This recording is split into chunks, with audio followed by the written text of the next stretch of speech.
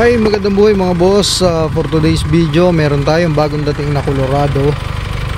Itong Colorado na to, yan. You can see, may modification lang siya na mags ang modification niya. So, dinalat to dito ng may-ari para i-build natin ang 4x4 setup. Since ito naman ay 4x4, gagawin daw kasi itong pang extreme. So ang gagawing mods natin dito, papalitan natin siya ng bumper, steel bumper, side step, papalitan din natin. Then roof rack, papalitan din natin siya ng roof rack. Lalagyan na natin roof rack, and then to side step with rail. Front bumper with rail, lalagyan natin yan ng rail dyan. So yun, total modification ang gagawin natin dito. Then magpe-perform din tayo dito ng yan, nakikita nyo naman, kita nyo, napakaliit ng space, no? So yan, napakaliit ng space. Pagka I mean, papalitan din pala natin ito na suspension. So plus 2-inch slip na suspension, then plus 2-inch na body lip. So 4-inch yung madadagdag natin yan. 4-inch. Yan, 4-inch front and rear, 4-inch. Papalitan din natin ito ng bumper sa likod. Yan, nakikita nyo, stock yung bumper. Papalitan din natin siya ng bumper sa likod. So total modification ang gagawin natin. Tapos bumper, gulong pala nito, gulong nito nakapili na si sir.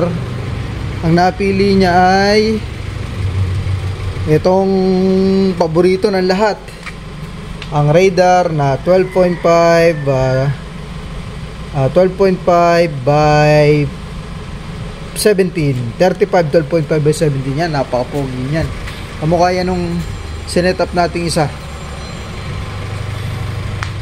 So yun ang gagawin natin dito sa Colorado na 4x4. Abangan po ito mga amo, abangan ang total transformation ito. Yan, ito lang po yung ginagawa sa Wish Point Off-Road sa Bermosa Danghari, Limus, Cavite.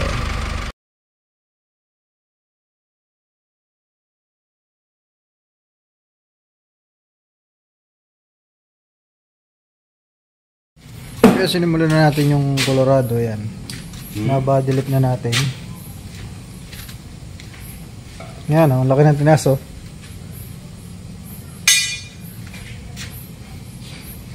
Laki ng tinas.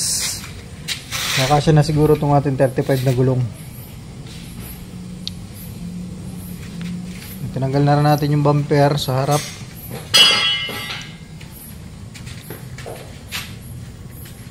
Yan, kukunti lang nilubog ng makina. So sunod na gagawin natin dito, suspension lip naman. So tanggal na yung suspension, papalitan natin ng Ironman. Ito nga pala yung ginawa natin, body lip. Diyan, body lip. Diyan. So kitang-kita nyo naman, laki ng tinas. Sa likod, ayun. So kasi na yung 35 na gulong. Na-overtime natin para makuha agad ni sir.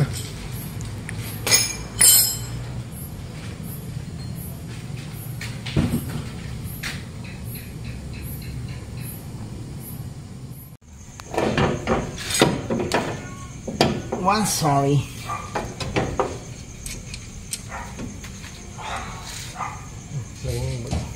Baka mawala. Mamaiwan pa. Okay, sorry. Para sa natin lahat, para kami sa ganyan. Sabi ka,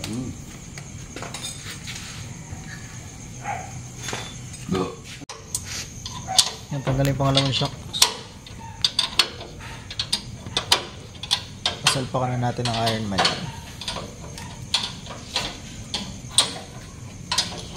So overtime na naman nga pala kami dito sa winch point. Alas 7 na naman ng gabi. We still working para sa ekonomiya.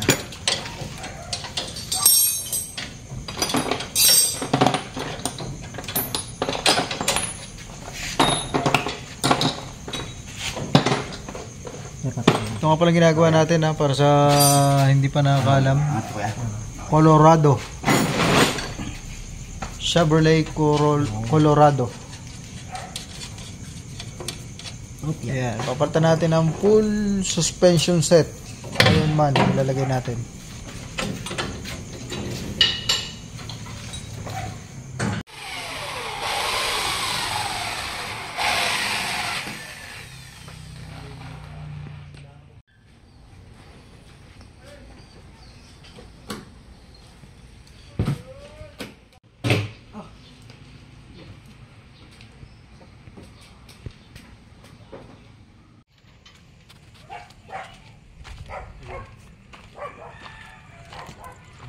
I-install natin yung bumper ng rear bumper ng Colorado. Rear bumper.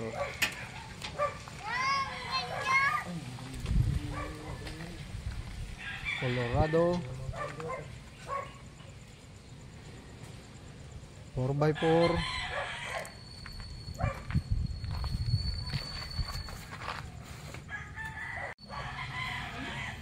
Installation ng rear bumper ng Colorado. Napakakisig. Napakaganda.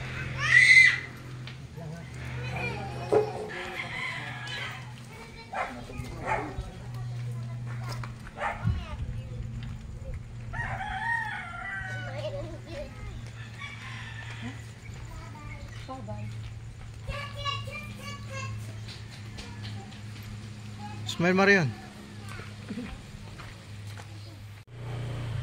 Gusto natin ng sidings. Tapos na yung stepboard.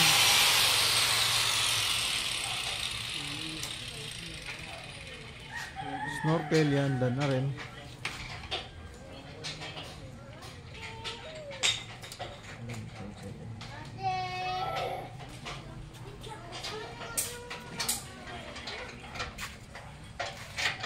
Sidings yung kabila na lang, then gulong na ang kasunod.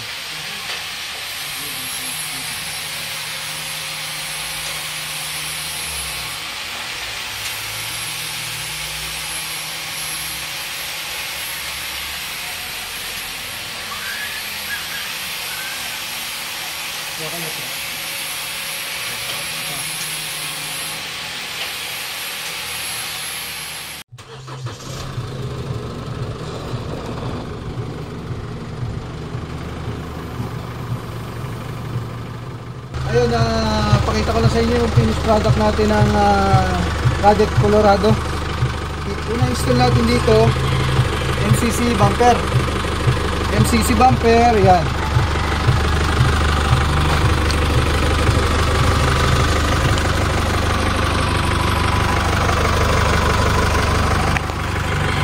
Tapos, nilagyan din natin ito ng side rail.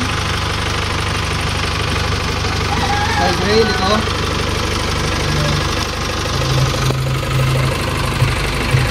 Side step.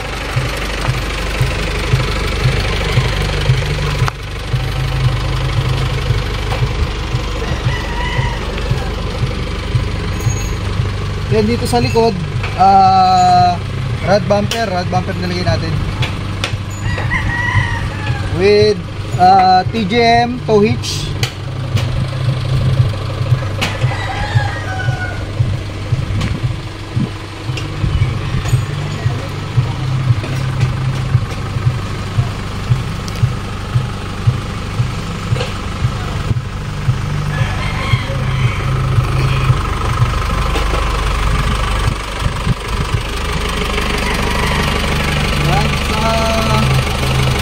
Gulong naman natin, ang nilagay natin Black Mamba.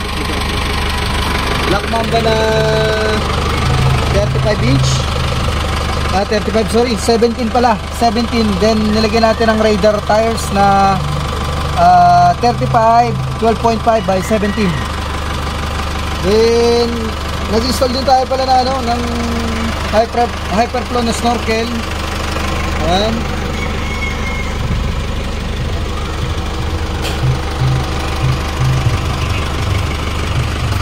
Nasa ilalim, naglagay din tayo ng SR winch. SR winch, nilagay din natin. Ayan, nasa loob lang, hindi lang masyado makita. Pero na-install na natin. Ayan dito sa taas. Mahirap pa. Ito, SR winch, sorry. SR na LED bar. With SR roof rack. Slim rack, roof rack ng SR. Yan. Tapos, meron din in-order si Sir na ano. Kaya galing niya na, farm jack. Yan. Saka nga pala, suspension pala nito. Suspension nga pala nito. Bago ko makalimutan, no? Ironman ang suspension. Then, nagkabit din tayo ng UCA. Bago din UCA yan. Tsaka isa pa pala, bago magkasya nga po itong gulong na to, siyempre binadilip natin. So badilip, hindi lang makita yung badilip, pero nabadilip din natin ng 2 inch. So kaya nagkasya itong 35 inch tires. So ito pa yung ano, order ni Sir na ano, high lift jack. Lalagyan lang natin.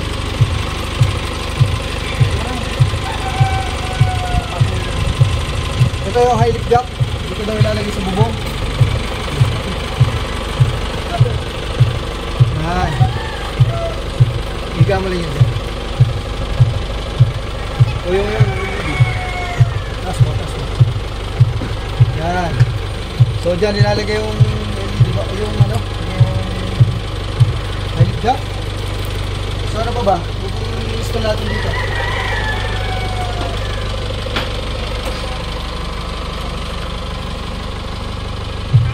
For release na pala ito ngayon, for release ngayong araw.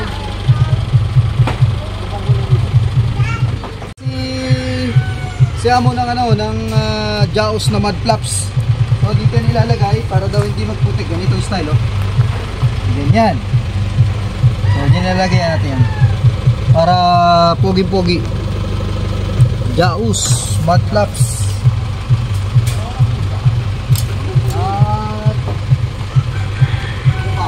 Wala tayo nakalimutan. Ang ilalim lang, rod bumper, jack.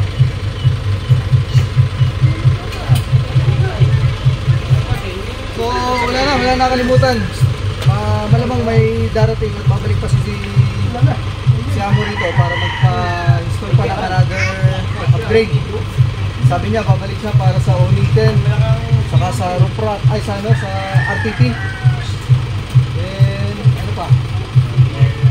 Yung Fender player. Side rail. Fender player. Ha? Fender player. Fender player. Yung nga pala. Di pa nga pala tapos ang upgrade dito. Meron pa tayong nilalagay na fender player dito, hindi lang umabot. Lalagyan pa daw dito ng fender player. Ito, kaya lang unfortunately hindi po umabot yung stock natin. So iuwi na lang po muna nila to, then babalik sila sa susunod na araw para install yun. Yun lang, sa mga gusto kong magpa-setup, dito lang po kami sa Hermosa Danghari, Imus Cavite.